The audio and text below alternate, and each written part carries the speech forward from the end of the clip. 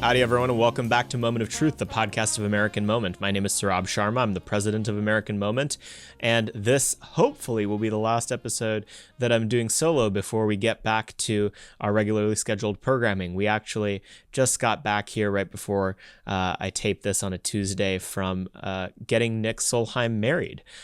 He is now on his honeymoon, having a fantastic time. I actually tweeted, I received a message from him Monday morning after the wedding. That was certainly surprising. It said, well, I'll read it out for you guys right now. At 10:59 a.m. We are on a 5-hour moonshine train tour in the mountain. I have had 7 shots of moonshine. Posted that screenshot on Twitter as well. So Nick and his lovely bride Evie Solheim now are having a fantastic time. We wish them the best. It was just a very exciting day for our organization. But to get to some of our more regularly scheduled programming, once again, want to encourage you guys as always to rate and review the podcast. Keep in mind, right now we are giving away a couple of these custom American Moment shirts. You can't buy these anywhere. We made these in a very limited quantity for friends and allies, and in this case for people who write a 5-star review and send us an email at podcast@americanmoment.org. Include the screenshot of your review. If you have a question you want to ask, feel free to, and we'll give away 3 of these over the next couple of weeks to the fans of this show. We're creeping up on 100 reviews, and so we really want to cross that sometime soon. It really helps us get this show to more people. We're obviously enormously grateful with all the listeners we have. But this week, boy, do we have a treat for you guys. We have on someone who has been hugely influential, not only on all of us, but the country writ large. We had on Professor Michael Anton, who is a lecturer in politics and a research fellow at Hillsdale College's Kirby Center in Washington, D.C. He previously served in national security positions in the Trump and Bush administrations, as well as in the administrations of California Governor Pete Wilson and New York Mayor Rudy Giuliani. He has extensive experience in the private sector as well, and was educated at Claremont Graduate University, St. John's College, and the University of California. He's the author of the book The Stakes: America at the Point of No Return. And he also writes very frequently at the Claremont Review of Books, The American Mind, American Greatness, and elsewhere. And when he does, it is always a must-read. Professor Anton is on the cutting edge of what the right needs to do in order to save this country. We had a wide-ranging discussion on everything from his background, his time in the Trump administration, what he thinks the ideological tenets of this still nascent movement are, what a regime is, and why is that different than just the government. A little bit, well, actually more than a little bit, on some of the recent arguments he's been having with paleoconservatives and potentially finding a source of common cause with them. And also a little bit on a shared passion of ours. We talk a little bit about his threads, to use some youthful lingo, and some of his history on Style Forum, his 40,000 comments that he's made on men's fashion over the years, and a little bit of what makes him tick. Professor Anton is a friend. I would have been reticent to say that in months past, but he's a fairly reserved person, but we've gotten the chance to spend some time together over the past few months, and I think he likes me. I'm not sure. He's one of those people that you admire so much that you sort of crave their approval, and I think he's a fan of what we're doing here at American Moment, and we're certainly huge fans of everything he does. So be sure to check out the episode all the way to the end. Again, especially stick around for the bit on men's style. It's a great episode, and we hope you enjoy. And we'll go now to Professor Michael Anton.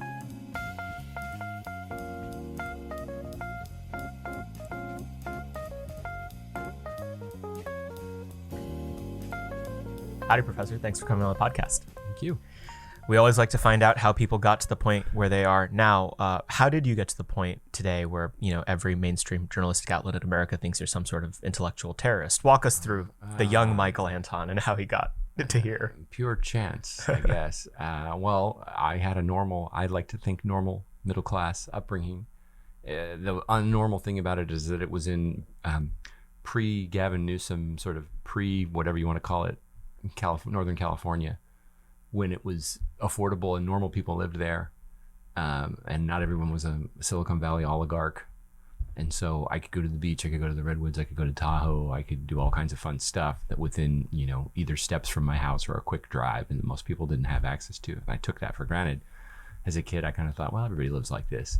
Turns out everybody doesn't, and it's now all but impossible to live like that with the income that my parents had, or the whatever the inflation adjusted equivalent is, because of the changes to the state.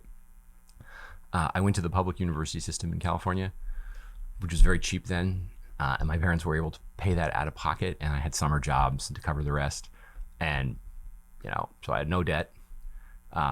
Those places were left-wing, but they didn't punish you.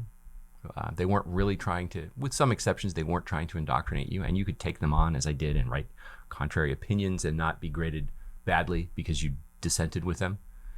I decided at some point I wanted to be a college professor. I went to a college back east, St. John's in Annapolis, Maryland, to read the great books, which I felt I didn't get enough of in university studies or my undergraduate days. Then I had a little detour where I thought I was going to drop out and go to culinary school. I ended up not doing that, but I did work in restaurants for a while, for not that long even, and ended up in the think tank world, and then went to Claremont, which I went out to Claremont for a summer fellowship, not expecting to be done at the end of the summer and go back to my old job, and I ended up being persuaded to stay there, to go to grad school there, which I hadn't really contemplated before that, and was there 3 years and got a political job after that in Sacramento in the governor's office, Pete Wilson. Not technically the last Republican governor, but the last governor who really was a Republican, as opposed to Arnold. I did that until he was termed out. A ballot initiative that he himself supported and campaigned for in 1990 limited every subsequent governor to 2 terms. He had his 2 terms, couldn't run again. Not that, I can't remember the last time a California governor successfully ran for 3 terms anyway. Almost all of them, in fact, all of them, Reagan, Duke Majan, Jerry Brown, dutifully, Pat Brown was running for his 3rd term when he was defeated by Reagan in 66, but they'd all, bowed out.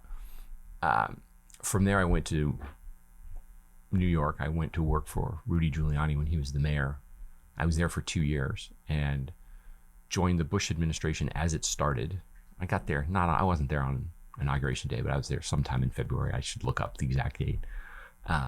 Bounced around a little there before landing in the National Security Council shortly after 9/11, and ended up staying through I was there for pretty much, except for those early days, I was there for all of Bush's 1st term, and up to the first roughly half of 2005. So I left.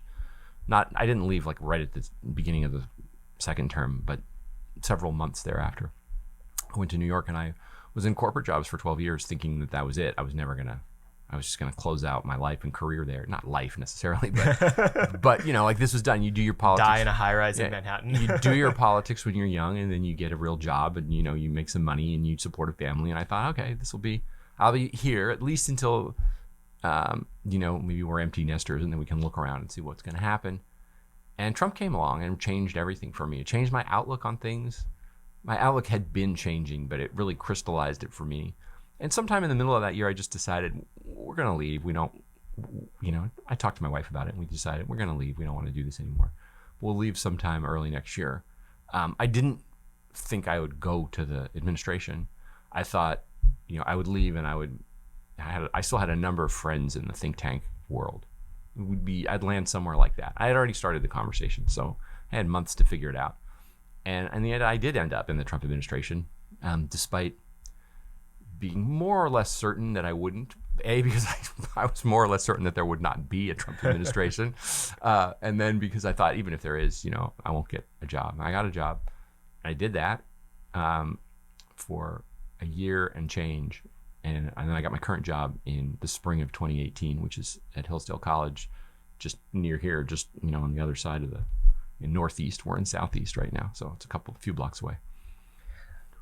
Talk to me a little bit about those ideological shifts that you had in the lead up to the Trump administration. Where can you peg the sort of genesis of realizing? Well, I had been a long time immigration skeptic / hawk. Like I thought. Yeah, you worked for Pete Wilson. Right, and I worked for Pete Wilson. I was in California in 1994 when they passed Prop 187, which would have had a federal judge let it stand, barred welfare payments to illegal immigrants, things like that. And I had long kind of immersion in that issue, and believed, and this is one of the things that I struggled with in the Bush administration, is they were very open borders. Rove and and Bush, of course, and all the people around him. And I sort of told myself, well, that's not the issue I'm working on. I'm working on all this war on terror stuff with the NSC, and I believe in that, so I don't need to like resign on principle or anything. I was also very young, and nobody would have cared had I resigned on principle, and they would have just been like, who? Somebody left? I was like the Miles Taylor of the Bush administration. Had I said something like, these people don't know what they're doing, right? The whole world would have just blinked and been like, who cares? Whereas if you're Miles Taylor in today's guy, you can pretend like he's an important person. Yeah. He's a senior administration official, right? But in fact, we were at about the same rank. Yeah. So I stuck with it. As Iraq went bad, I would say by 2007, 2008, like I had concluded and talking to friends like, well, we blew this. Not merely did we you go through stages. It's like, this is the right thing to do. It's all going to work out. Well, it's a failure of execution, but we can correct it. To, it's a failure of execution, and apparently we can't correct it. And the final stage is like, we shouldn't have done this in the first place. Right. It takes a while to get, at least it took me a while to get to we shouldn't have done this in the first place. And to everyone out there who wants to say, well, I knew from the beginning, all I can say is, okay, great, good for you. Yeah, there's like all of 3 people, and I think Pat's one of them. There's a handful. I mean, all the people who founded the American Conservative, okay, you guys knew from the beginning. There's a handful. It's more than 3, but it's not like the majority of the conservative intellectual movement or of the Republican Party. So I figured that out. I didn't feel super passionately about it, but I figured it out. And the last piece of the puzzle was trade, which I never thought about except as a, free trade, conservative, free market absolutist. And I was aware that I was aware of Pat Buchanan's arguments. I even bought a book, I think the guy's name was Ian Fletcher, called Free Trade Doesn't Work. Yep. And I read a review of it somewhere. I thought, this is intriguing. I should at least be aware of the arguments. I bought it around don't quote me on the year, because I'll say 2011 and somebody will say, well, it wasn't even published till 2012. I don't remember. But it was some number of years before Trump. I bought this book and I read it, and I remember being intrigued but not convinced by it. And when Trump started talking about it, I actually started to dig in a little more and look at it more seriously. But also, Trump's talking about it seemed to me to prompt a serious reconsideration of the issue, where you started seeing articles by, and I wish I could remember names on this point, I can't off the top of my head, but by serious people who had serious jobs either in the diplomatic corps or in the trade space in the the 80s, 90s, and 2000s, writing retrospectives of their career around 2015, going, everything we tried to do didn't work. It was obvious also by that point that the big bet that bipartisan administrations had placed on China going back to the 80s had failed. That wasn't deniable anymore. And so I thought, Trump's the guy. Look, we've got Rand Paul over here who's got the war message right, although he's too non-interventionist even for me, but at least he's not Jeb Bush and he's not the rest of these guys. He really had nobody running on immigration. You'd had Tancredo before, but he was a one-issue candidate and a congressman from Colorado and not well known. He wasn't ever going to go anywhere. And then Cruz eventually decided to be harder line on immigration after he saw Trump succeeding with it. But from the beginning, Trump was the only one saying, we need a border wall, we got to get out of the Middle East, or he didn't put it that way. I mean, we have to reduce our commitments and get in fewer wars, and we got to be more serious about trade. We got to protect our markets, protect our industries. He's the only one arguing all of those 3 things. And I thought, and he was winning on it. And I thought, this is interesting. And I wanted to write about it. And so I did write something about it. Before Iowa, before anything, I asked the editors of the Claremont Review of Books, where I had been my home base for years. Even while I was doing corporate work for all these years, I wrote for the CRB. 2, 3, 4 times. Well, 4 is a lot. Maybe even there was some year where I wrote 4, but let's say on average 2 times a year. Hobby kind of stuff, It's just weekend, I'm going to write an article. I wrote one about the Beach Boys. I wrote one about Napa Valley. Most of them were not political subjects, or if they were peripheral. Like I wrote books. I reviewed books on nuclear proliferation, things like that. That was still allowed in corporate America back then? Well, you know what? Yes, there was a kind of just don't embarrass us, and I didn't, because nobody cared. Like nothing to take away from the CRB, but even now, I think the subscription, which has gone way, way, way up in the last 3 or 4 years, is still pretty small compared to a big mainstream magazine. But back then, you could write something in the CRB and you could be sure that nobody in corporate Manhattan would read it, except the donor class, most of whom I knew personally anyway, and they were all rah-rah for it. Yeah. And I wrote for City Journal, and so I was just doing this as a hobby, and they knew about it. They knew about it. People at my companies knew about it, and they just thought, oh, that's interesting, Well, when I asked to write the one about Trump, which I asked to do in like December of 15, it was going to say, out of this, Trump should be the nominee. He's the best candidate, or at least he's got the right on the issues. That had the CRB published it, I would have published pseudonymously. I knew that would get me in trouble. Yeah. But they rejected it. And I ended up with a few other guys starting a blog called the Journal of American Greatness. And that was like one of the 2 anchor pieces of the blog. And we did that for about 4 months. It got more attention than any of us thought it was going to get. And some of the other guys we all had jobs, I will say this. I mean, I'm saying this to me, I'm not trying to disparage anyone, but they got panicky, thought we might be at risk. We probably were at risk. I was having so much fun, I would have continued anyway, yeah. But the decision is just camping. The decision had to be, and they wanted to shut it down, and so it was shut down in June, and I was very kind of bummed about that. And then the more I thought about it, the more I thought, they did me a favor. Had this gone on, one or more of us would have gotten caught, and God knows what would have happened.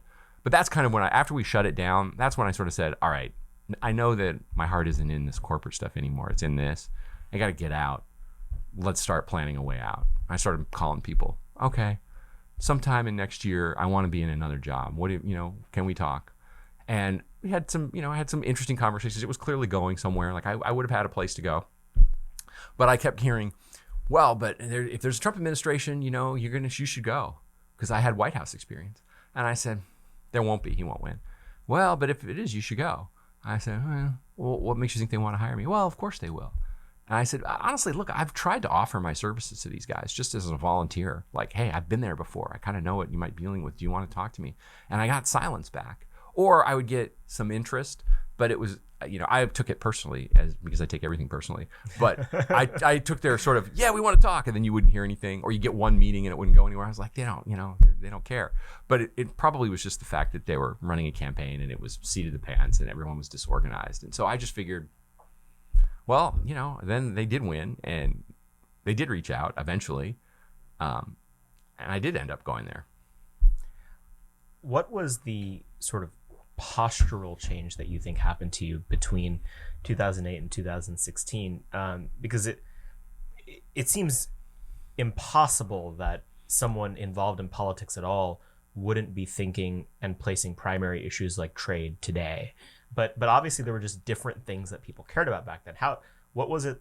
What to you were like the big civilizational questions from 2008 to 2013? I think first of all, 2008, you were still close enough to 9/11. Yeah. That all the candidates and Republican primary voters still thought that security was this big issue. And I think they also thought this is a winning issue against Democrats who are still perceived to be, soft on this stuff. It was much more that old Cold War dynamic. The Republicans are the hawk party and the Democrats are the dove party, and this favors the Republicans, was still taken for granted by both sides. That was intentional. That was an invention by Karl Rove. He said we need this in order to have a Republican majority in this millennium, like with the Cold War ending. Yeah, I don't remember him saying that, but I don't know. I wouldn't be that cynical. That is to say, look, these attacks, they did happen. They did galvanize the country. They did, in fact, lead to, for instance, the Bush administration or the Republican Party winning the midterm in 2002, which never happens. You're always supposed to lose seats the year in your first midterm after a successful election bid. That didn't happen that time, and almost entirely on the backs of war on terror security as an issue. But those of us who thought that, underestimated a couple things. First of all, they underestimated the extent at which the failure in Iraq and Afghanistan, but mostly in Iraq, had utterly soured the population on the war. The Republicans just weren't awake to that in 2008. The extent to which things like that, combined with Katrina and other just sort of manifest failures of the Bush administration, gave the whole operation a kind of air of incompetence. People were just like, it's time for a change. Let's just change. And then the financial crisis and the housing bubble and the financial crisis, which the Bush people obviously, did much to fuel and create and then didn't handle well. And the fact that it happened that it all really blew up in September, 2 months, is almost perfect timing to sink the Republicans and to lift Obama. And then, I don't take anything away from Obama. He had Not that I'm any kind of fan, but he was one of the few who could plausibly say to the Democratic electorate, I was against the Iraq War from the beginning, because he could point to speeches that he gave in 2002 when he was whatever he was, an Illinois state senator or something, right? I mean, who cares what an Illinois? Well, if you're going to run for president, then you care. Saying this isn't going to, I'm against this.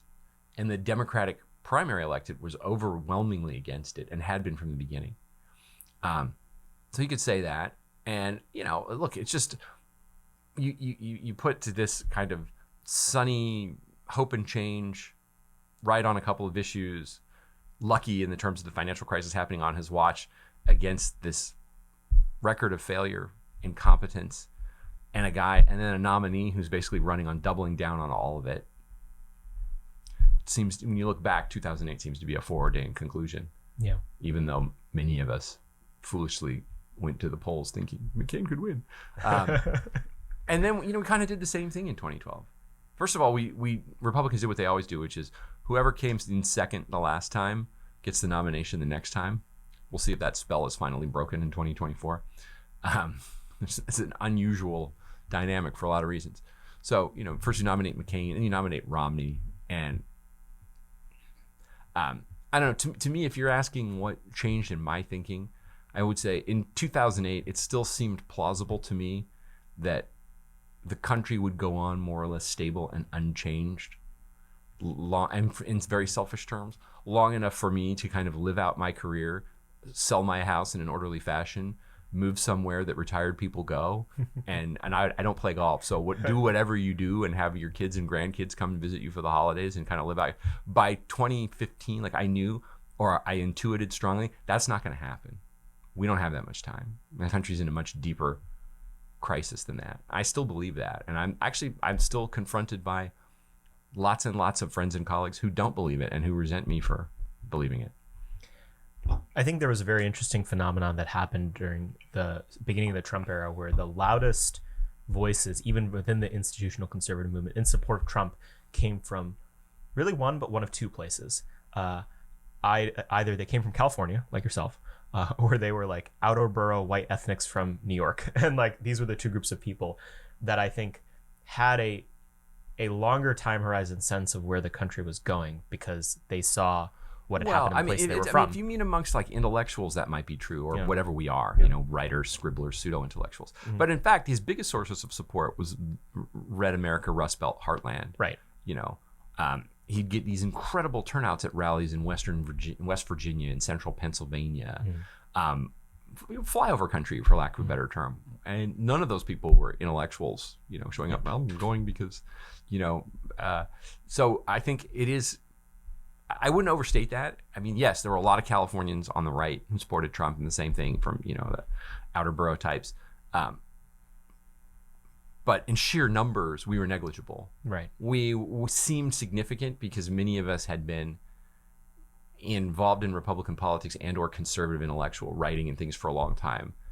And there was a sense of, wow, how did this person with a track record who used to work for that person, like how did he become a Trump guy? Yeah.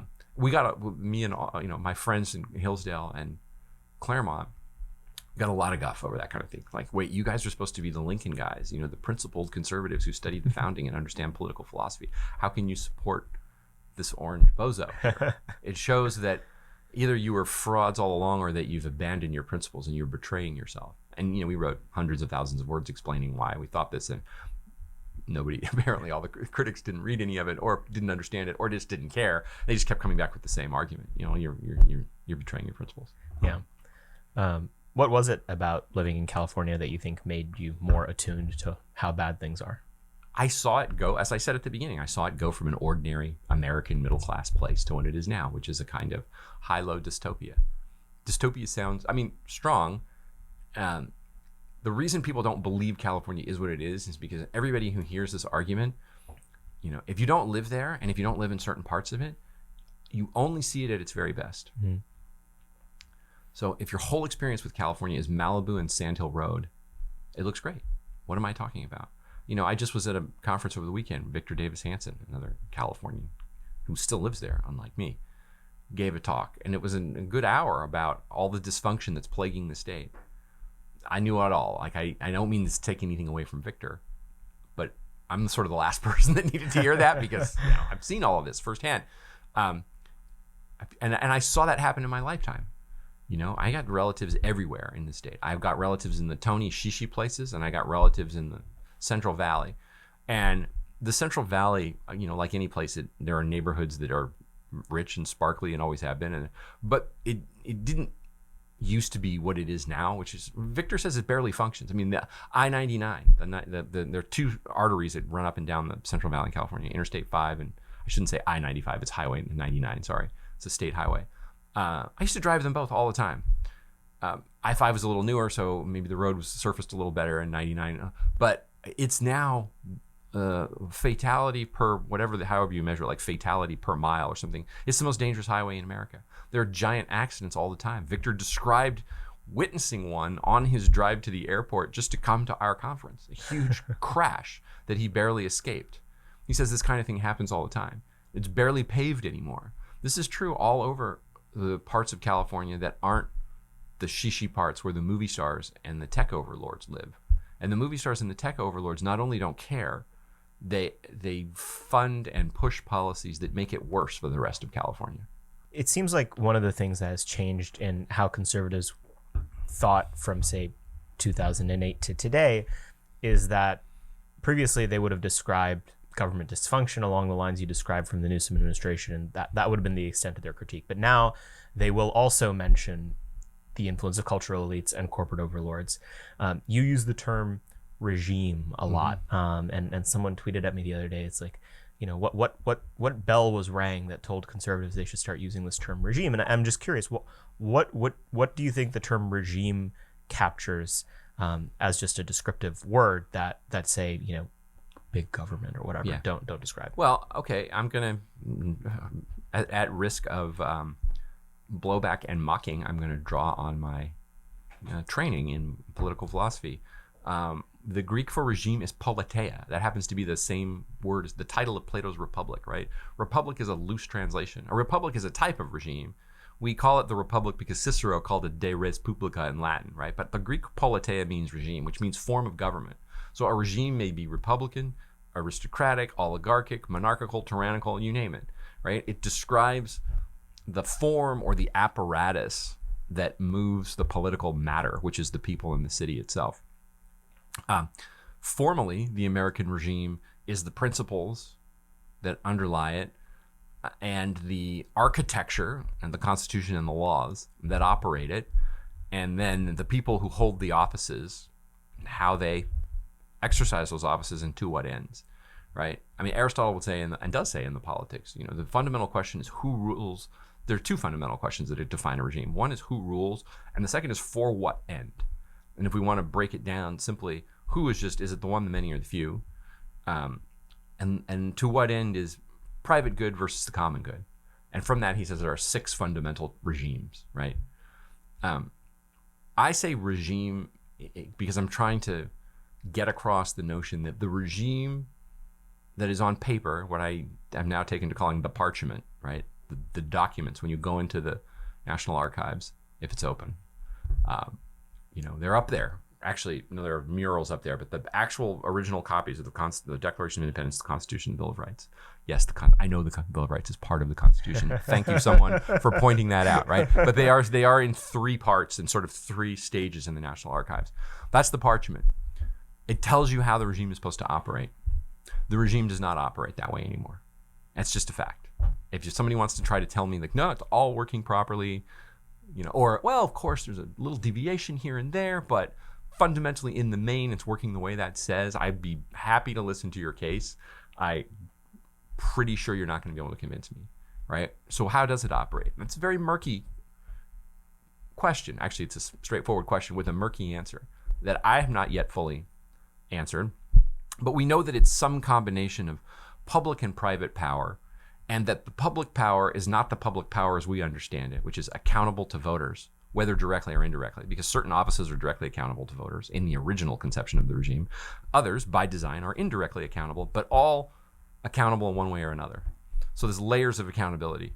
Well, we have this huge part of the government, which we tend to call, my gang tends to call the administrative state, which is absolutely not accountable to the voters in any way.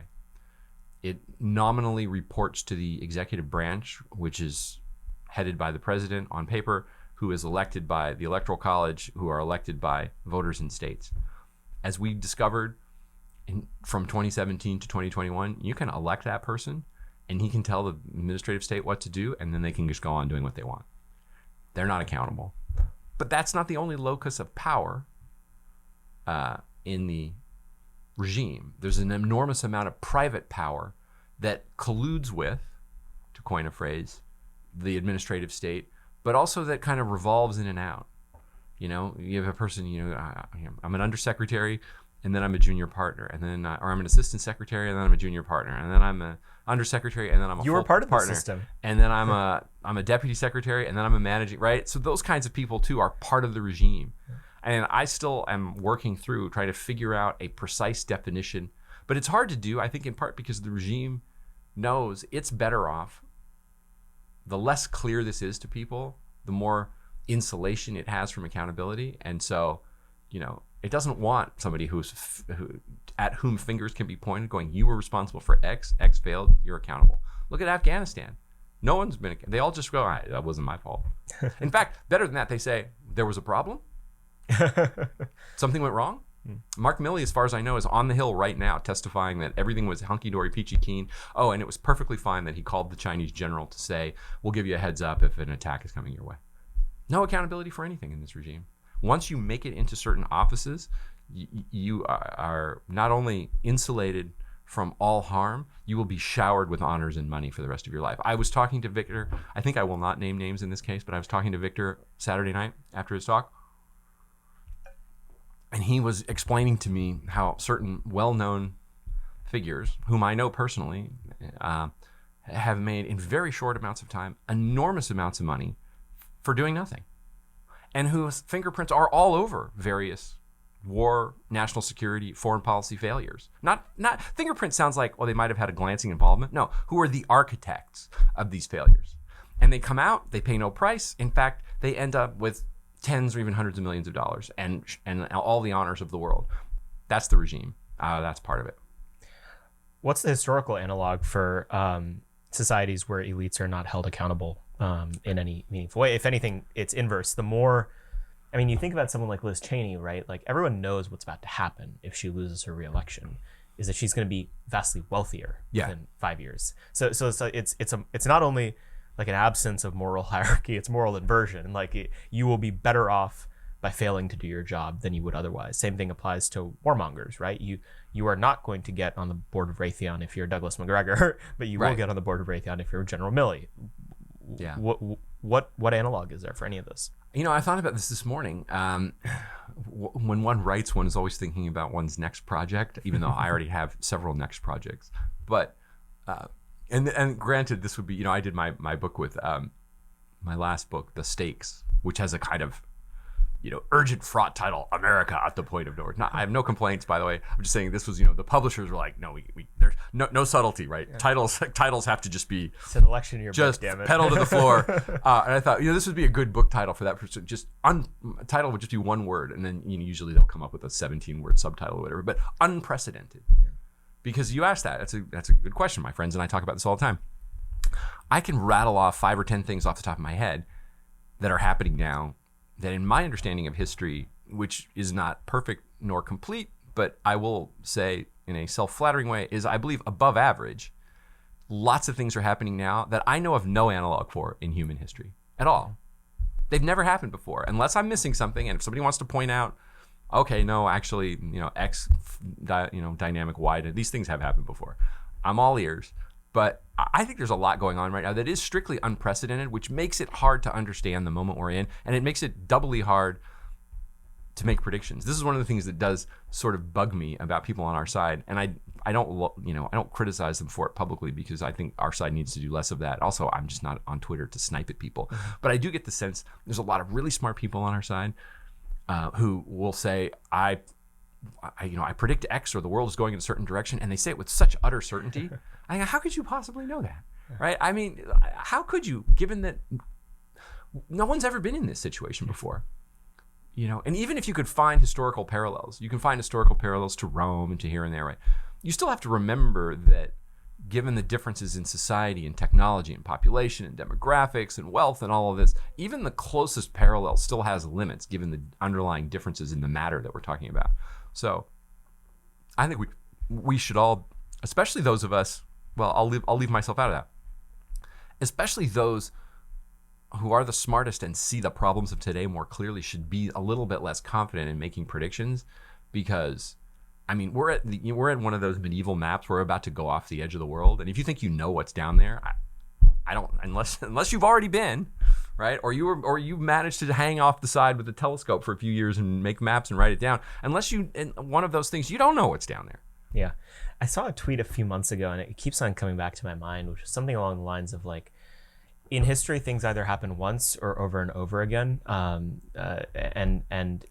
so there's no such thing as like a fourth turning. There's no third industrial revolution. Sometimes I wonder about the Second World War. Like, it's like basically like you're talking about confused concepts or outright propaganda if you think something's going to happen in all a similar way as it has only once before. And that's why I find the like fall of Rome analogies tiresome at the end of the day, is because like, no, that happened once. It's not going to happen again in the same way. And I think technology alone makes what's coming fundamentally different.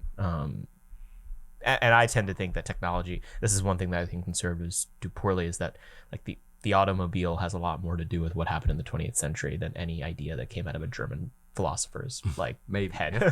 I don't know. I mean, I think that I mean, there's something like Tom Wolfe said, two of the biggest drivers of the sexual revolution were, number one, those apartment complexes without lobbies, so that every door went right out onto a balcony. And it's like, you think about it, well, this is just a common structure. And his point, he says this in The Right Stuff, it's a little known, forgotten kind of thing. No, these only started beginning to be built after World War II, and like in the late 50s and into the early 60s. They had never existed before that. And the reason this was important is because you didn't have to go through somewhere and be seen where you were going by some, person with manning the mailbox or the keys, or just a busybody, right? You could go right to the door and come out, perhaps unseen, and this had this profound change. And his other point was the introduction of co-ed bathrooms in universities. Like, these were the two most important.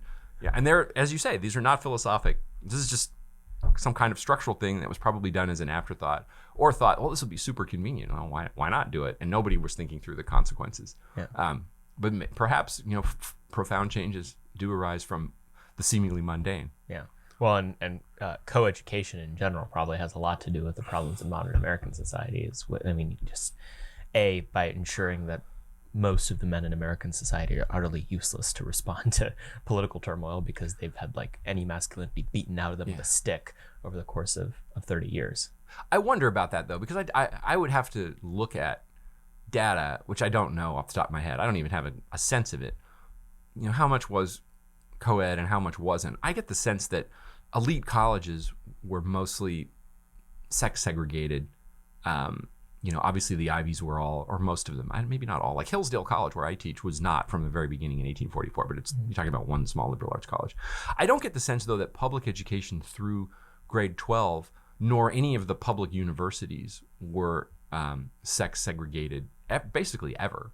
Yeah. So if I had to guess off the top of my head, I would say co-education was probably the norm to, let's pick a number, 2/3 of the population, something well above 50% for most of our history. So I don't know if that's not to take anything away from the benefits of segregation by sex. I went to an all-boys high school. I think there were certain advantages to that, but I'm not sure I wonder how big of a specific problem that was. Well, and now I'm remembering who brought up this point recently. It was actually our friend, Dr. Meehan at Hillsdale. He said, specifically in the context of post-pubescent coeducation, that was the novelty, and that it ended up becoming a necessity mostly in the era of westward expansion, because you didn't have the population to support two schoolhouses. You put people in one schoolhouse, and that was unusual. I just don't know. I'd talk to him about it or ask him, but I don't know. I know that what I know of the history of California. I've read a lot of books on it, going all the way back to its foundation as a state. Aside from some religious schools, it's always been coeducational. Yeah. Why is the right useless to respond to everything going on in the country right now? To be charitable, probably the first reason would be they're too hopeful. That is to say, they're too hopeful that an era that they remember fondly because it was good to them personally and because the country was doing well and because who doesn't remember an era of a good era of good times fondly, they think is repeatable or restorable, and I don't. Or if it is to be restored, I believe it's going to have to come on the backs of fundamental, not incremental change or, just getting the tax rates right and stuff. And I think they don't want to believe that. And there's a good, there's a decent sound motive for wanting to believe it. Nobody wants to believe that the country they grew up in has been, fundamentally changed for the worse, and that change might be irreversible, or that to reverse it would require something other than the kinds of, incremental policy tweaks and electoral victories. You'd much rather believe that. And the older you get, the more you want to believe that, because, the older you get, the more you, I suppose, get set in your ways. But some of them, as we were saying before the camera rolled, are just simply grifters. They just make a lot of money off the current system and it's going fine. So why, and they know that they risk the grift if they fundamentally challenge the regime, right? If you're at, now I'll name names, right? If you're at National Review or AEI or the Heritage Foundation, your job is to pretend to oppose, but to really support. Your whole business model, well, your business model as staff and management collapses if you don't do that. It's an open question why the donors donate to these places. I actually believe they're deceiving their donors for the most part. That is, I'd like to believe most donors to Conservatism Inc., NR, Heritage, whoever, they're writing checks. They think these guys are fighting bad leftists. They're fighting socialists, communists, America haters, critical race theory. They're standing athwart yelling stop. They really think that. They don't think I'm writing this check so that Rich Lowry, Ramesh Ponnuru, Jonah Goldberg, and other fat, useless grifters can have six-figure jobs to do nothing but sell out my country and pretend that they're saving me. I don't think they think that, but just to be completely clear, that's what they're doing. Yeah, or in David French's case, to write the conservative case for hereditary blood guilt, as you put it. Yeah. The critical race theory thing is, I think, interesting. I myself have struggled somewhat with this becoming a thing on the right. Chris Rufo is a good friend. I think he's great. And I think that he has a conception of the fight that he's fighting that is just and proper. I do get sort of skeptical when I see like the most establishment forces on the right suddenly saying, oh yeah, the biggest issue is critical race theory. It's like, what does that mean? And then also like, when did it start, right? Because I think the biggest mistake would be to assume that all of the nonsense in American society on race is a creation of the last 3 to 5 years, and that it's critical race theory that's the problem. How are you thinking about this? Well, I mean, on the one hand, the more in the fight, the merrier. So as long as those who are signing up, now most of the ones who sign up the Johnny-come-latelys, especially the big institutional powerhouse Johnny-come-latelys, I think are doing it for cynical reasons.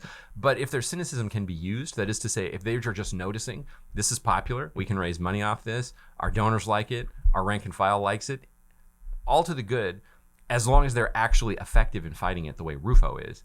If they pretend, what worries me is that they pretend to get into the fight and then they take stances or take steps that undermine the fight. They start making, well, prudentially, yes, we're completely against it, but we shouldn't do this because this might backfire. So let's actually support.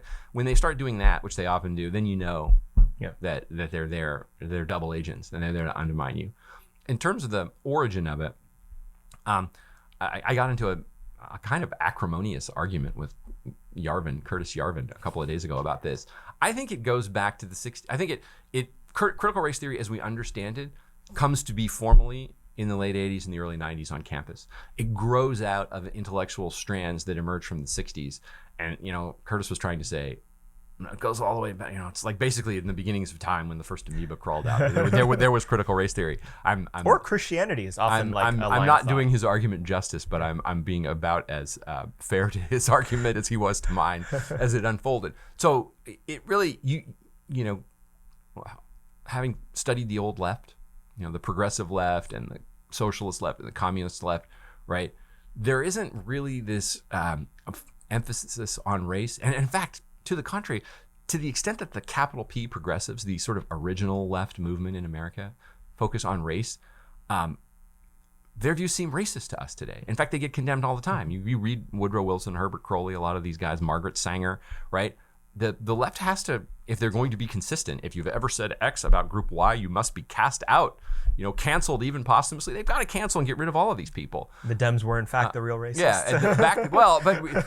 Yes. Although original capital P progressivism was bipartisan. Yeah. It had a home in both parties and then even created a third party, which didn't last very long. Mm. And then, of course, it settles mostly into the Democratic Party later.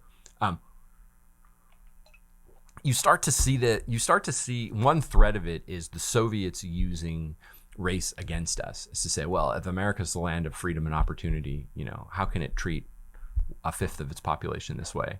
Now, that was completely cynical on their part, but you understand why they did it. Yeah. Why not? China does it today. If you are our adversary and this is a weakness, you pound away at the weakness. That's what you do. This is not a good faith competition. This is a world struggle for world domination. But it only really seems to infect our ideological bloodstream in the 60s, coming at some of that's from foreign imports, from literal foreign imports, like people like Marcuse that we bring into this country who then spread poison. Others that just write books on the outside, but we all get enamored of them and read them. And some of it's homegrown, but it definitely becomes a thing, a formalized doctrine that is only on campus and only on the most radical campuses in the late 80s and the early 90s, but that just slowly, not spreads, makes it sound inevitable. It's pushed, right? It's a plan. It's like, no, we're going to make sure that we get this everywhere. We're going to, first we take over the sociology departments, then we take over all the social sciences, and then the human, right? It's a conscious, if not a plan. I don't mean to say that there's like one person who wrote the plan and said, okay, everybody go execute.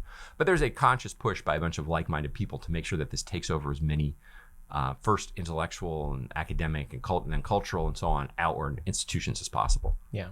Well, and some of it's emergent because it has to be, because and Eric Weinstein loves to talk about this stuff.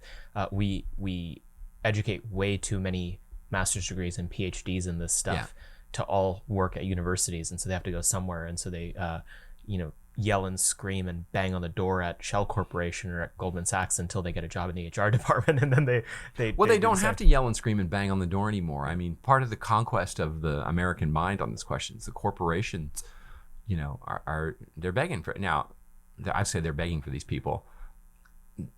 Corporations probably don't have enough slots either, but it's not like they have to be strong-armed into creating an HR department and creating a diversity and inclusion office and all. They only do that quite willingly, but a corporation of, let's say X number of employees may think, I only need Y diversity bureaucrats. The diversity bureaucrats may think, no, you need Y plus Z because you haven't hired me yet.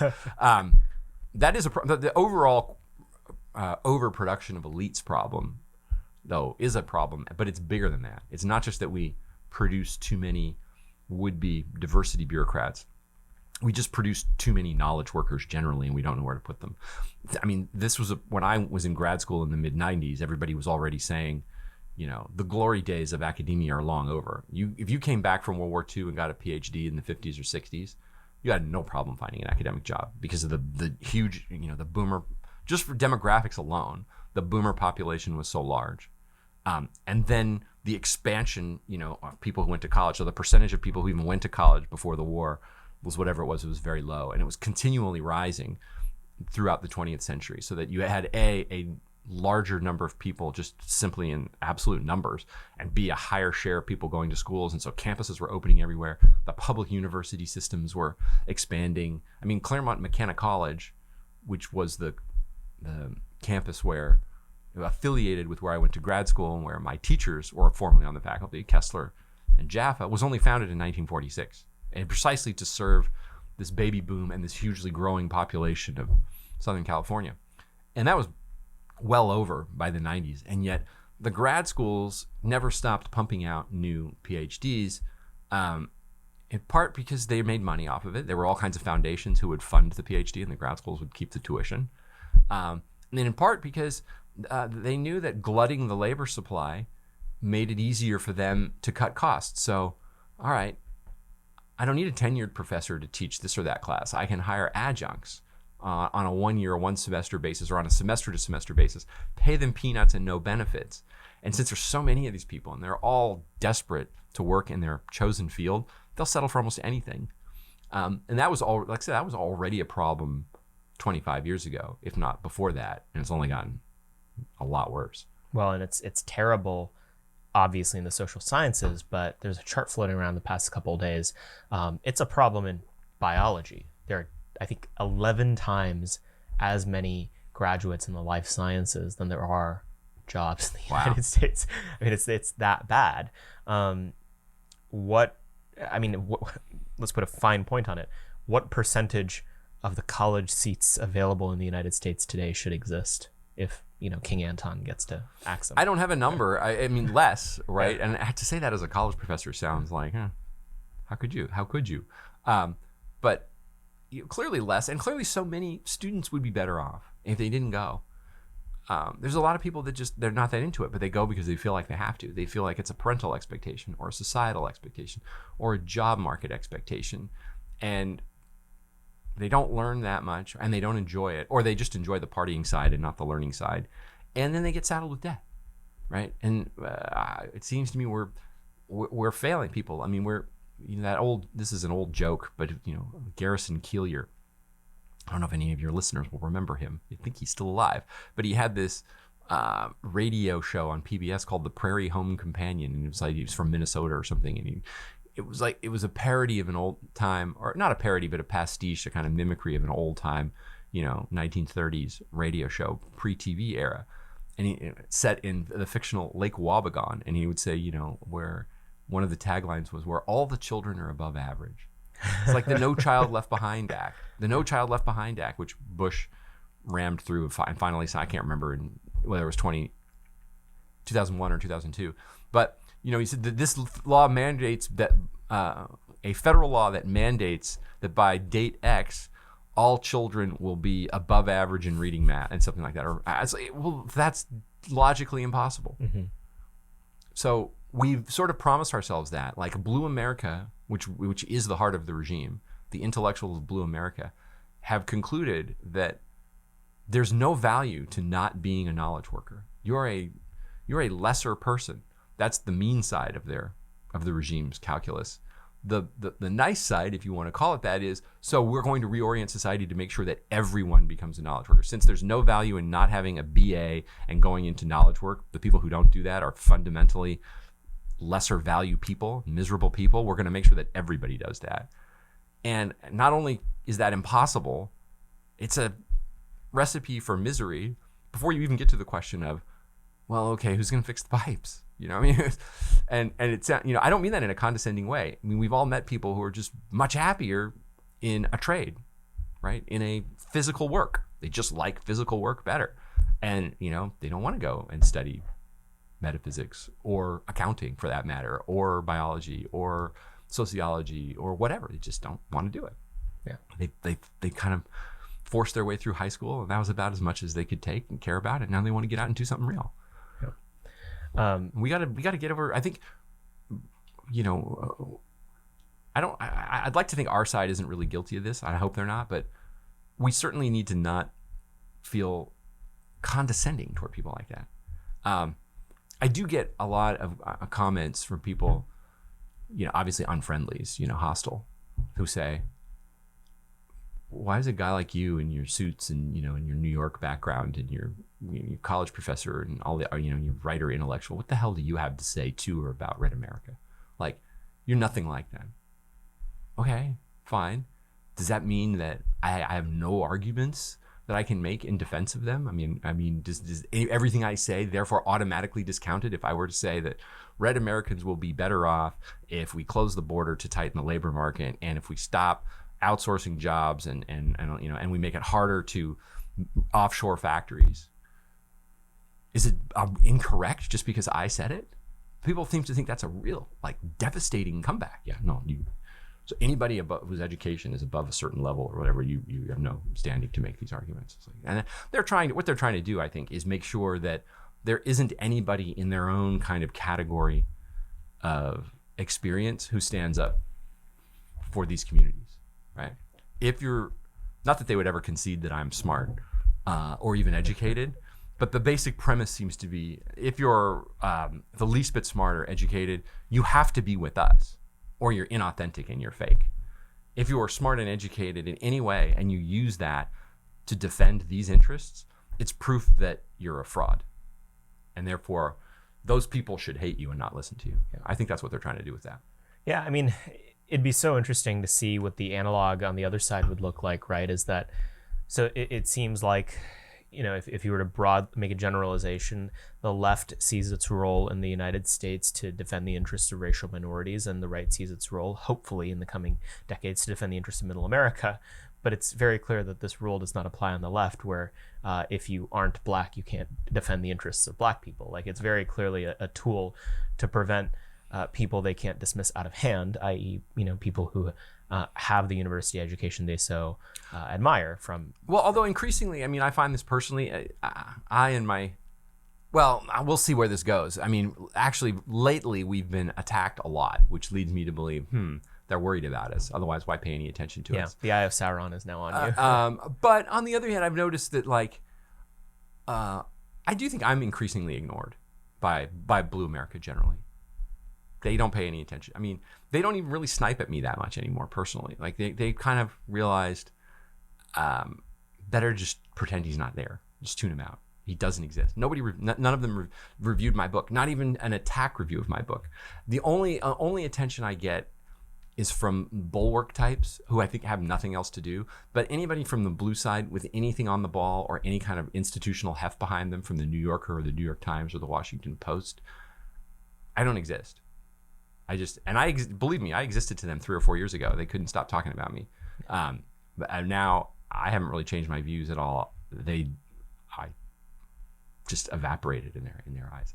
There may be a memo out there saying, you know, don't give Anton I doubt it. attention. I don't think there is any coordination amongst these people. But I think there's such a hive mind that they, you know, like a famous analogy, how the flock of birds immediately they all change direction at once. Yeah.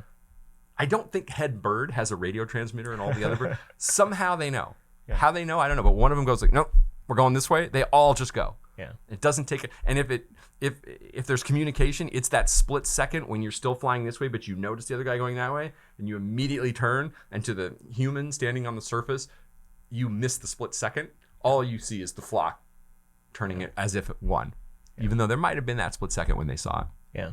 Well, it's good because it allows for your devoted readers on the right to pay ever closer attention while they this is the thing that I don't know whether to think that this is hopeful or dismaying or irrelevant, but I find that, and I like to say, I'm about culturally the bluest person you can imagine. I grew up on the coasts, on one coast. I lived only on the coasts. I was educated solely on the coasts, unless you want to say Claremont is not the coast because it's, you know, an hour from Santa Monica, but it is Los Angeles County, California. You know, and there are so many other ways in which I'm very, very blue. And drink yet fancy wine. I found I now have nothing in common with them anymore. Yeah. At all. Nothing. I can't talk to them about anything. None of them want to talk to me. I mean, I had a lot of old friends from the business world, even the political world. You know, there were a lot of people, like the Giuliani administration where I worked was not filled with fire-breathing Republicans. Although Rudy himself went strongly for Trump, and so did many people around Rudy. There were lots of people in there who were basically Democrats in the city at the time, who didn't like the crime and the chaos, and they were willing to work with Giuliani, and in part because in the context of the 90s, he was a very liberal Republican, or a moderate, or whatever you want to say, but, you know, not a heartland conservative, Christian evangelical, to put it mildly. I don't talk to any of those people anymore.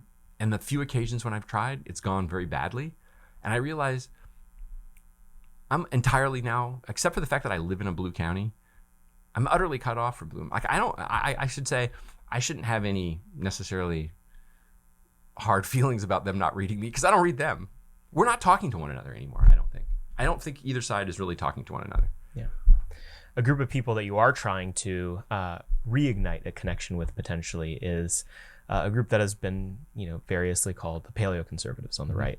There are old fights that I still don't fully understand, and I doubt I ever will, from what are known as Straussians and what are known as Paleoconservatives. Can you just briefly explain, like, what is the source of this historical disagreement? It seems to go back at least a half century, if not longer. And then what are you trying to do to bridge some of these divides? Okay. I'm not going to start at the very beginning, so I'll start kind of in the middle of the story. Because there are no Straussians before a certain point, right? There's, Strauss doesn't get to America until 39, and he doesn't really start making a wave until after he goes to Chicago.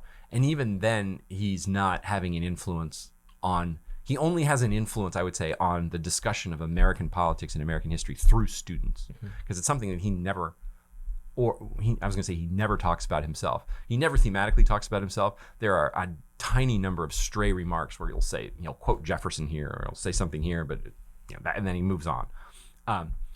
It comes down to these fights that Jaffa, my teacher, and some others, admittedly other Strauss students of America, Herbert Storing, Walter Burns, Martin Diamond, and a few others. I would say those are the biggest names,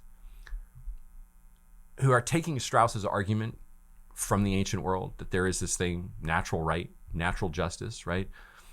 What is the fundamental, in a way, question of almost every Platonic dialogue or Aristotelian treatise or Xenophon little dialogues is the city, the political community, believes X and Y are just.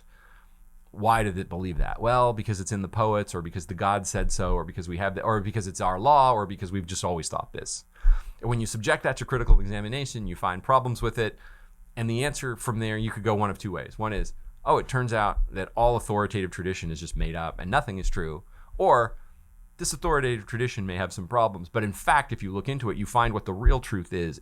By nature, it just doesn't match the authoritative account. How do you deal with that? Jaffa, via Strauss, and other Strauss students, port this idea of natural right into the modern world. And they say, you know what? Everything Plato's talking about, Aristotle's talking about, right and wrong, justice and injustice, legitimacy and illegitimacy, they do exist by nature. Okay? And the Paleos, first of all, they considered these guys aliens, essentially. They're like, well, wait a minute, Strauss is literally an immigrant. So why are we listening to him tell us about America? To which the students said, we're not aliens, we're Americans, right? And then some of this is personal. You get a little paleo. Yeah, but you're all a bunch of urban immigrants. So like, who are you to tell us who have been here centuries, what this is? And there's a little bit of this is, why should we listen to the Jews? Although others like Walter Burns is not Jewish. So this, you can't even put it entirely on that, right? But it comes, so there is a personal element to this. There's just a sort of tribal acrimony between two sides. And then there's the actual argument. And I think both of those two things explain the bad blood. The paleo argument is, America is a tradition. It's folkways. It's, it doesn't start in 1776. You have to understand it going back to Jamestown, going back to Plymouth, going back to the Massachusetts Bay Colony, the shared history and all of this stuff. And to which our side, the Straussian side, says, of course that's all true, but that still leaves unanswered. The question is, are there fundamental principles that transcend that and that are knowable to the human mind? To which we say, yes, there are. So you can have, your tradition, and the fundamental principles of the American Revolution can still be true in all times and in all places, and the true basis for the American polity. And paleos have kind of two responses to that, in my experience. One, if they're more honest, they just deny it. And they go, nope. Mel Bradford, his most famous book, is called A Better Guide Than Reason, which to me is an extremely helpful, revealing title, because it's so clear what he's saying. That an appeal to tradition and folkways and custom and all of this is a better guide than reason. Mostly people are less clear than that, and they kind of dodge the question. Well, but that declaration in the context meant it's like, all right, if you try to pin one of them down, but is this specifically true? You get squid ink too often than not. Now, as to the Mel Bradford's A Better Guide Than Reason, to me the ultimate, I immediately default to, okay, better how? Better according to what standard, right? I know what a phrase better guide than reason means, but better presupposes you have some standard outside which allows you to rank something higher than reason. What is that standard? doesn't really, I don't think, have a clear answer to that. To me, just saying better guide than reason, just saying the word better presupposes natural right. You've taken for granted the thing which you're denying. You say this thing doesn't exist because this is better. Why is it better? On what basis is it better? I've never heard a compelling answer to that. So what they hear, though, what paleos hear when they hear us talk like this is, you know, a bunch of Straussians with gigantic high-pressure fire hoses filled with, you know, corrosive acid just hosing down America and washing it all away. And all you have left is this abstraction committed to equality with a Leviathan state dedicated to pounding down anybody who rises above the norm and forced equality across the board. Now, unquestionably, there's a lot of the left that engages in that and wants to do that. Although even here, the left is highly hypocritical. I mean, it's hard to be the party of Jeff Bezos and Mark Zuckerberg and bleat on about equality and be taken seriously as someone who deserves credit for consistency. But leave that to one side. This is not the way the founders understood equality. It's not the way they practice it. It's not the way they meant it.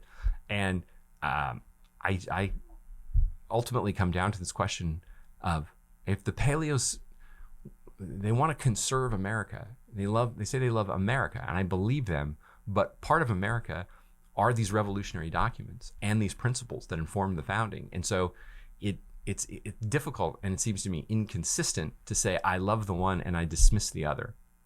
Whereas my argument is I love the one, and in part because I believe the other. Anyway, it's gone well. There are a few paleo bitter enders out there who they're going to be like Japanese soldiers in 1975 waiting for the Marines to land. Don't know the war is over. But all the institutional guys around Chronicles and the American Conservative and elsewhere have been friendly, have responded positively to the overtures, have been willing to talk about it, and most importantly, see very clearly that whatever theoretical differences may remain between us, they, at least for the moment, pale in comparison to threats, and would rather fight the threat than fight over the theory. But there are some bitter enders out there who are, and I said this in my book, I had a conversation with a guy quite a long time ago who was just like, no, it's all Lincoln. Like, as long as you love Lincoln, you're the enemy. I go, okay, well, basically there's an army coming at us both right now, wants to kill us all. Can we kill each other over Lincoln after we defeat that army? And I'm paraphrasing, his answer was, no, it's much more important that I kill you over Lincoln right now. It's like, nothing I can do with you. Yeah. So the people with, the actual people with, institutional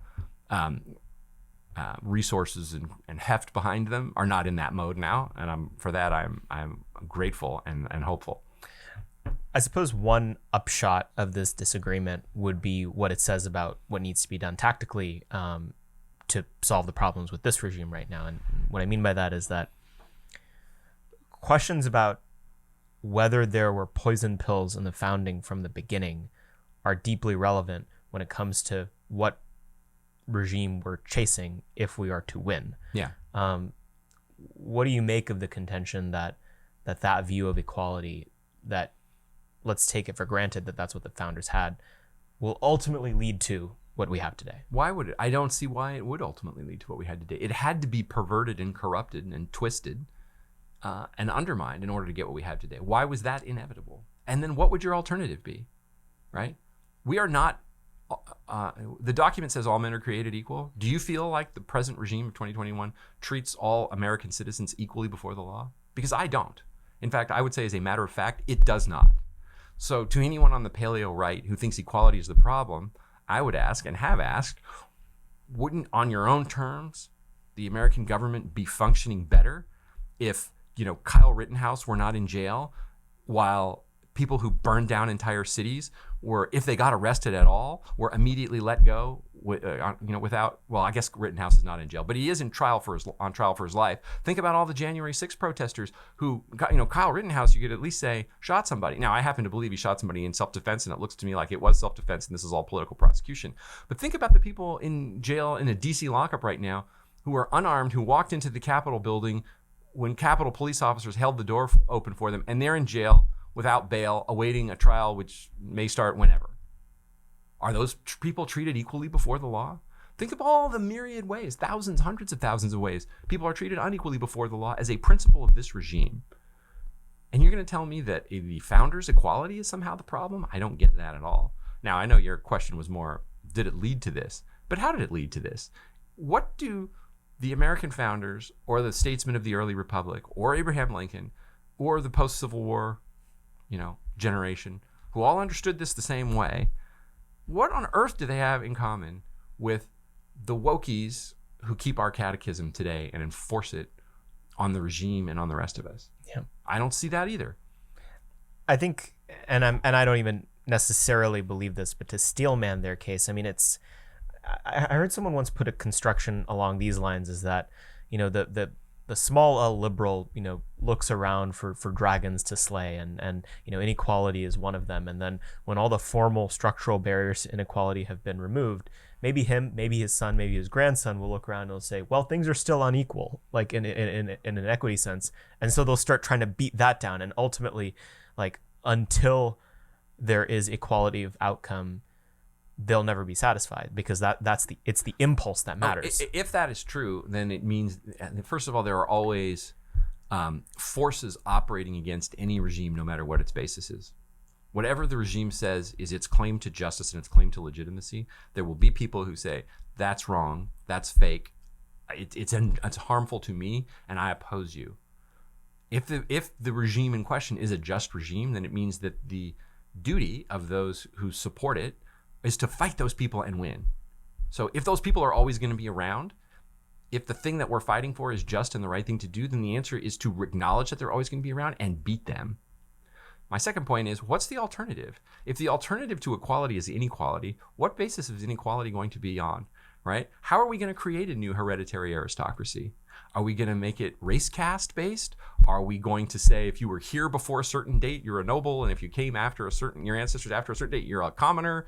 Are we going to say, you have this amount of money or this amount of education, and therefore you're a noble, and you're down here, you're a commoner? We kind of have that now, don't we? Isn't that sort of the way blue America works, right?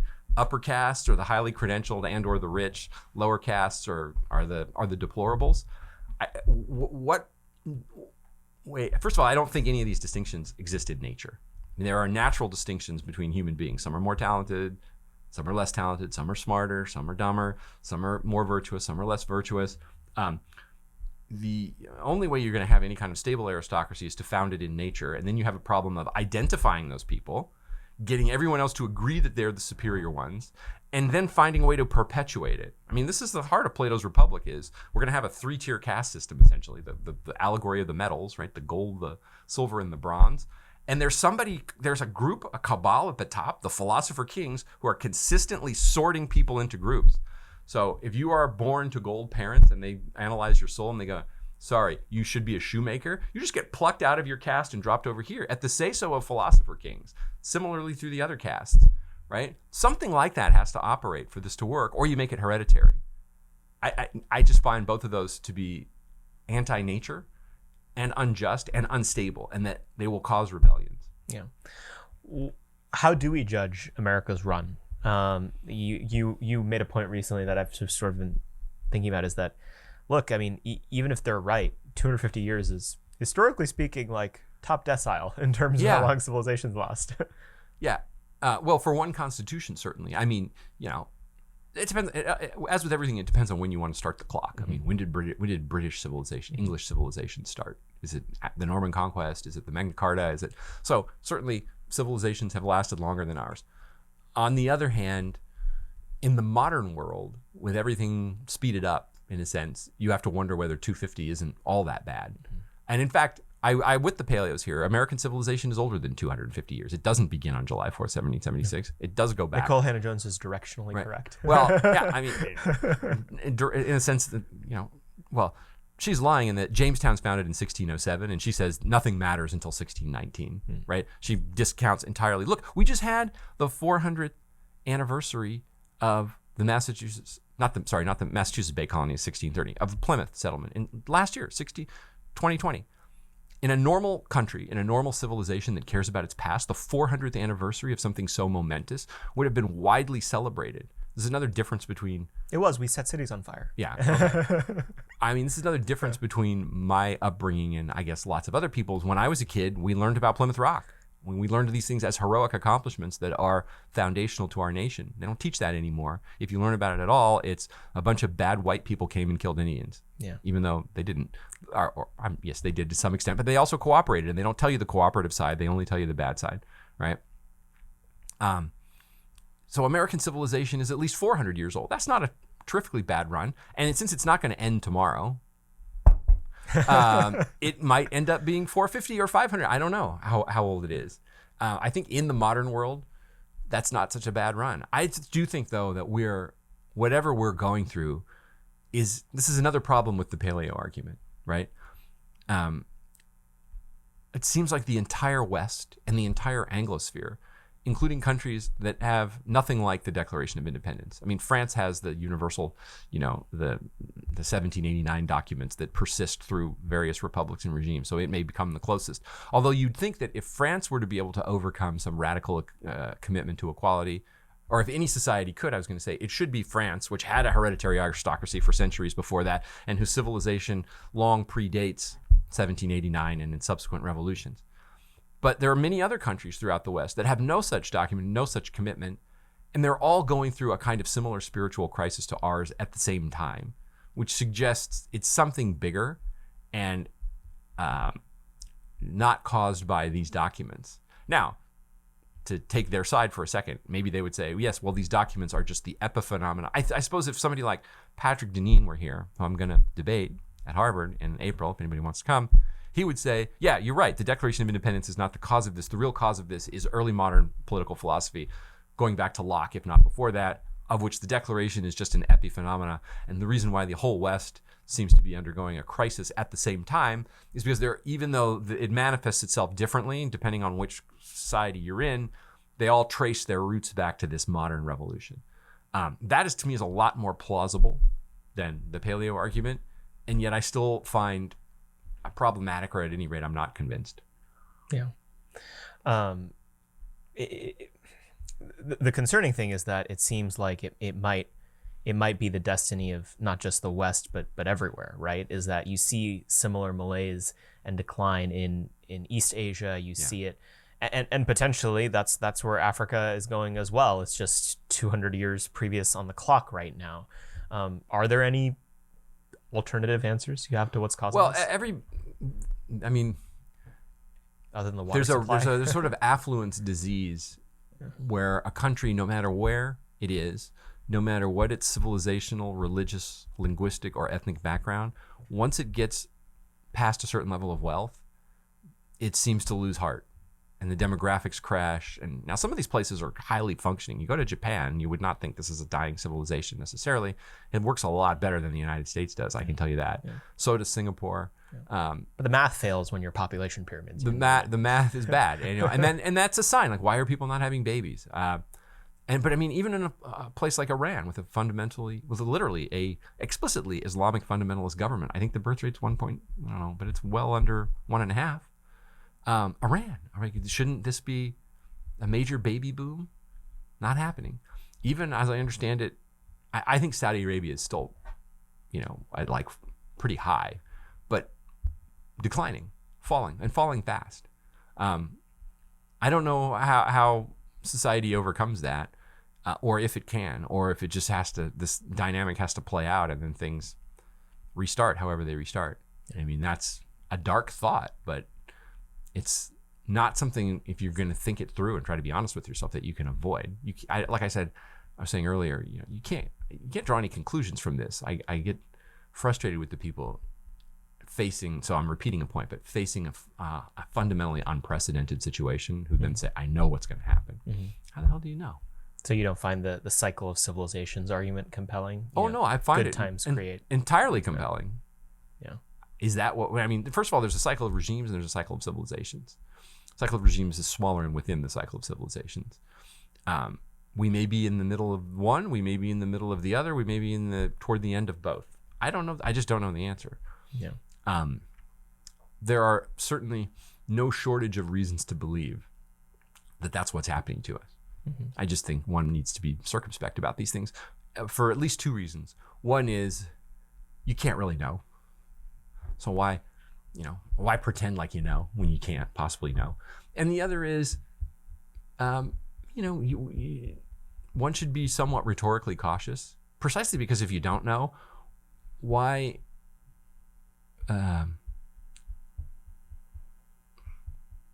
demoralize people, right? Mm-hmm. I know it's all over. We're coming to the end of the civilization. I don't even know that. But to the extent that I say it and the people listen to me, what am I helping? Yeah. How is that going to make anything better?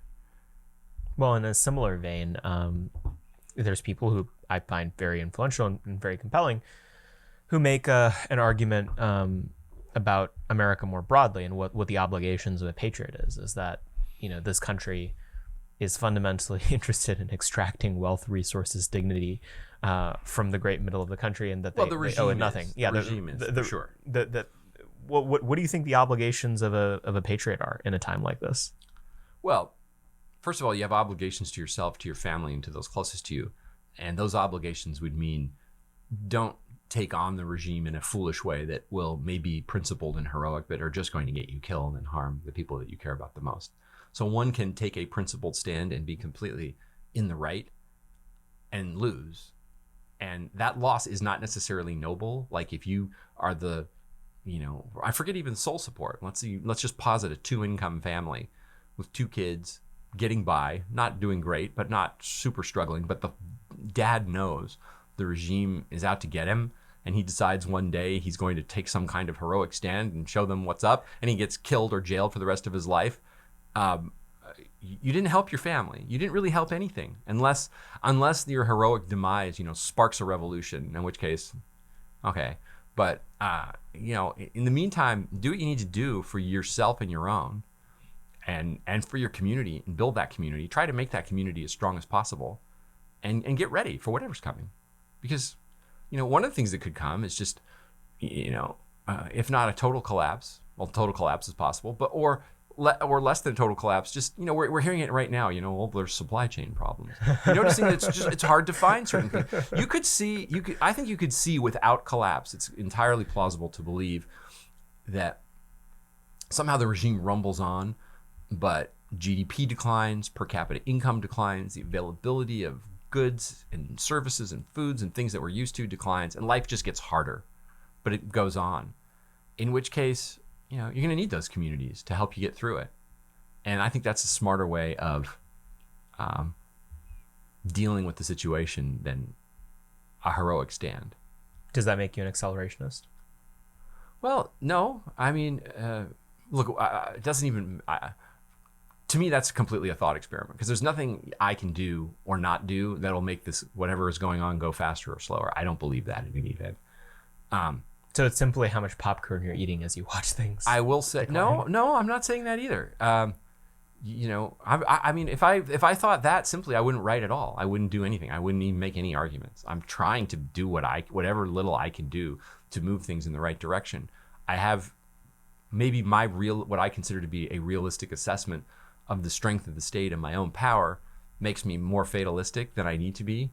I don't know. I mean, I guess. Somebody could compare things I've said here to things I've said elsewhere. And I'm sure if somebody wanted to do this, not that they would think I'm worth the trouble, but let's say someone did, they could put together clips of like me alternating between giving an optimistic take and a pessimistic take. I'm like, this guy's all over the map. Yeah. But I'm trying to be consistent in saying, so like, I talked about Curtis. So Yarvin, whom I debated Saturday, was basically saying, everything is just sort of a fundamental downer. It's just virtue once lost is never regained. When competence and things slip away, it's just down, down, down, down. I'm like, well, Curtis, if that's true, I mean, we'd be protists again. I mean, wouldn't we? I mean, the human race, things do rise and fall. Civilizations, countries go through very bad patches. They go through very bad centuries. They come back. They go back down. Right? It's not just down, down, down. So then, I'm in the position suddenly of being the optimist, and people in the audience are scoffing. They're like, this guy's saying that, but I also try to not be, if I'm confronted with boomerism, for lack of a better term, you have to say, no, that we actually face a lot of very serious problems, and some of the, targeted micro political solutions that you're talking about will not make a dent, right? And then I sound like a big downer. So I'm not eating popcorn. I'm trying to do what I can do, trying to have some kind of influence, but also there's an element of waiting and seeing. Like, let's say I were an accelerationist and I thought the thing to do is like, we got to bring this thing down. There's no other way out of it, right? Is the time now to try to shake it to its foundations? Or I'll ask this question a different way. What if, in response to the Stamp Act in 1765, the Americans, or a handful of them, the most committed, decided the time to mark the revolution right now? They would have just gotten slaughtered and the revolution would never have happened. Timing can be everything in circumstances like this. Yeah. One of your critics at the Bulwark recently brought up what I've always found to be a charming part of your public persona, but others use as an excuse to laugh at you, your appreciation for fine clothing and fine cooking. Can you talk a little bit about where all that stuff came from? You, I believe, have over 100,000 comments on a men's style forum somewhere. No, 40,000. I haven't. That's, or at least that's been reported. I mean, it just keeps. There's a little ticker. It's like it just keeps track of it for you, for everybody. I haven't been on that forum in, I think 2018. It's been a while. Yeah. It's gone completely left-wing social justice warrior. Like, I don't even know if it's about, like, when I was on it in sort of heyday in the 2000s, it really was about, and I've heard this from other people who have been on various forums. There's like a cycle of regimes for forums. They come into being, they grow, they get popular, then everything divides into little sects, and it declines. The people, the people who sort of made it great leave. And not that I'm saying, actually in this case I'm going to be hubristic and say, yes, I was one of the people who made Styleform great. Eat it, critics. But also then they drift from their kind of original mission. And I could sense that a long time. Like when I got on Styleform, it was very arcane, and it was a bunch of serious enthusiasts all arguing about like who's the best tailor and like what's exactly the best cut and should this be done this way. It's super dork stuff that if you don't care, you don't care.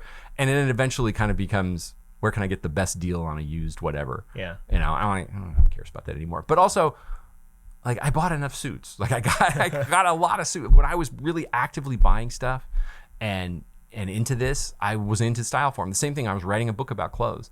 When I was writing that book, I was very, very into it. And then you just get to a point where, hobby becomes less important and you move on.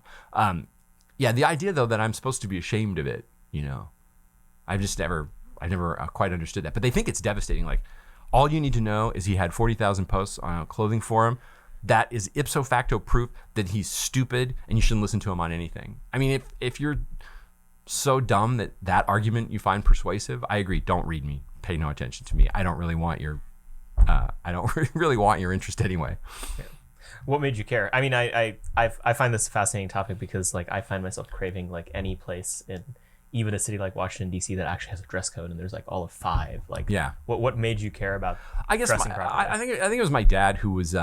My father was a lawyer, a corporate lawyer in California, and at some big firms in San Francisco and L.A., and just had a taste for the high life, and was always a snappy dresser. Mm-hmm. So my mom was very kind of old school preppy.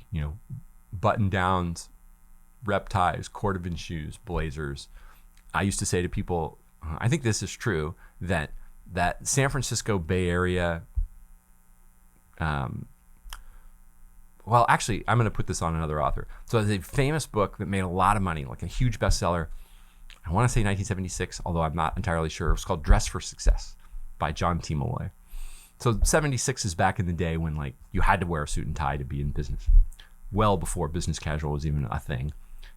And toward the back of the book, Malloy had breakdowns of major U.S. cities. Like, this is what it's like in this city, and this is how it differs. And he describes Boston. And, Boston is very trad as the term. This is an online term that didn't exist before that, but trad meaning like old prep school, button-down collars, no French cuffs, informal, heavy tweeds, Brooks Brothers, not slick. The opposite of trad is sort of the opposite of what we say with Savile Row. If Savile Row is maybe exemplified by spread collars and French cuffs and double-breasted suits and Macclesfield ties and highly polished cap-toed shoes and vests and suspenders and that kind of thing. Boston trad was like the opposite of that. It was sort of like the clothes if anybody ever read Catcher in the Rye, it's what Holden Caulfield would have been wearing. And then when he gets older, the stuff just gets a bit more expensive, but it's not fundamentally different. And then he gets to San Francisco, Malloy, and he's like, basically just see Boston. This is the way they dress. And I remember reading that. I was like, that's so right. I mean, that's what San Francisco, the corporate San Francisco that I remember from the 70s and 80s was trad. But it was the 80s is when San Francisco started to grow out of trad. And this is well before Silicon Valley became a thing. So San Francisco then was dominated by, real estate developers and lawyers and financiers, and the guys in the financial district and all the slick restaurants in the 80s were wearing much sharper designer Italian suits and Hermes ties and stuff like that. And my dad got into that. And then he went down to LA where everything was even more slick than in San Francisco. I sort of picked it up from him. But the second source of my interest was reading Tom Wolfe, who is super obsessed with this and getting into it. And then I went and got a suit made. I went to a tailor for the first time when I was 22 years old. And I got two, one blue, one gray. And they served me well for quite a long time. I eventually kind of outgrew them, but never stopped going to tailors. And all throughout that period in New York, especially, I was going a lot. I went to tailors in London. I went to some in Italy. I went to ones in New York. And like I said, eventually I had enough, meaning I just bought enough. I didn't need any more. And also, as I was getting, I feel bad for you. Like, if you're really into this in 2021, the world's gone the other way. And I don't know if it's going to come back, right? So in the 2000s, when I was working either in the White House, which is suit and tie every day, or in Manhattan, corporate Manhattan, which was still suit and tie every day, it was very much a thing. It's just been in decline to the point where I just was getting a text today, actually, from somebody I think we probably both know, although I won't name his name because I don't have permission. He was like, I'm thinking of writing a thing against business casual as sort of part of the decline of civilizational standards and business world. Have you ever written about this? And I said I have, but it's been a long time. And I got to tell you, I'm one of the worst offenders nowadays, because I would put on a suit and tie to teach my class or to go speak at a conference. The rest of the time, I don't do it anymore. Yeah. Now, let's say I got another job like I'd had before. First of all, it's impossible. I will never get another job in the corporate world. If I wanted one, they wouldn't. Even if I wanted one, which I don't, they wouldn't hire me. But let's just wave a magic wand and assume I've moved back to Manhattan and I got a job at some big firm along Park Avenue. They're not going to require a suit and tie every day. In fact, they're going to look at you funny if you're wearing it, unless you're the CEO or something, or you're doing an investor presentation. And the only other place where it might still be a thing is the White House, but I don't expect to ever go back there either. Well, hopefully that one is not true. We'll see. Professor Anton, thank you for coming on the show. You don't have a Twitter account, which I think is probably for the best. You got into, in an interview with I Am 1776 the other day, why that is the case. We'll link that below. But how do people keep up with your ramblings? I am mostly published in either the Claremont Review of Books, The American Mind, or American Greatness. And then you may see me somewhere else. If you do, it's because somebody asked me to do something and I like that person or I like that publication. But I kind of adopted it as a policy a while ago that I don't send anything to anyone I don't already know. And if it's, and if it's something that I just wrote that no one has asked for, I go to one of those three because they're all my friends and we're all aligned in what we're trying to do. And what I'm trying to say is in keeping with their mission, and I trust them, and I know that the people whom I want to reach will be reading those sites. Sounds good. Thank you for coming on the show, Professor.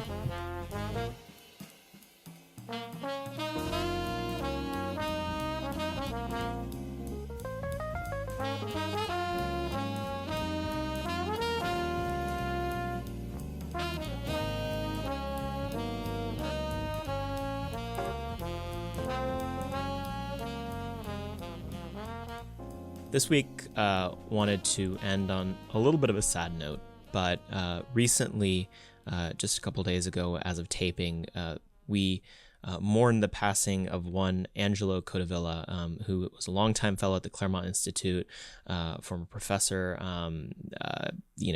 Hill staffer, intellectual author, a truly, truly brilliant man. Look, you're not going to find the most knowledgeable eulogy on Angelo Cotavilla from me. I only had the pleasure of meeting him once. When I was a Publius Fellow this summer, he came and taught one of the closing lectures at the fellowship. But what I was immediately struck by was an archetype that I've had the privilege of seeing a couple times in my life, which is a true teacher. I mean, he loved being there. And as Matthew Peterson calls him, he was the original edgelord. I mean, he was early on so many of the diagnoses of the problems in this regime long before Donald Trump came around. And so he was unfortunately killed in a car accident here just a couple of days ago. And he... I mean, I can't point out just one piece that you need to go read of Angelo's, but I will say one of the particularly fantastic ones was one he wrote not too long ago called Abolish FISA, Reform FBI, and Break Up CIA. Basically, his manifesto on what needs to be done to rein in these runaway intelligence agencies.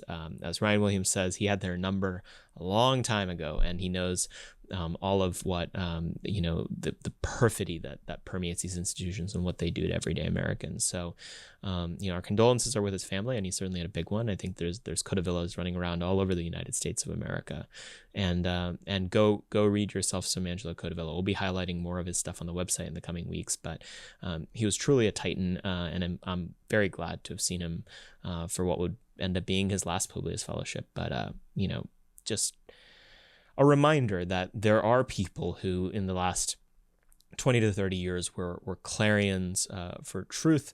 When everyone else was paddling in one direction, they were paddling in the other. It's important to honor them. It's important to cherish them because they deserve the credit, and they have a lot of wisdom that us younger folks can use as we try to fight the battles that they fought their entire life. So check out Angelo Cotavilla, a truly great man and a good man.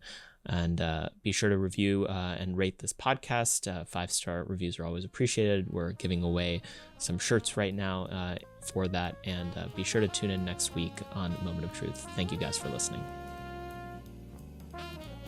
Moment of Truth is an American Moment Studios production filmed at the Conservative Partnership Center. Our podcast is produced and edited by Jake Mercier and Jared Cummings.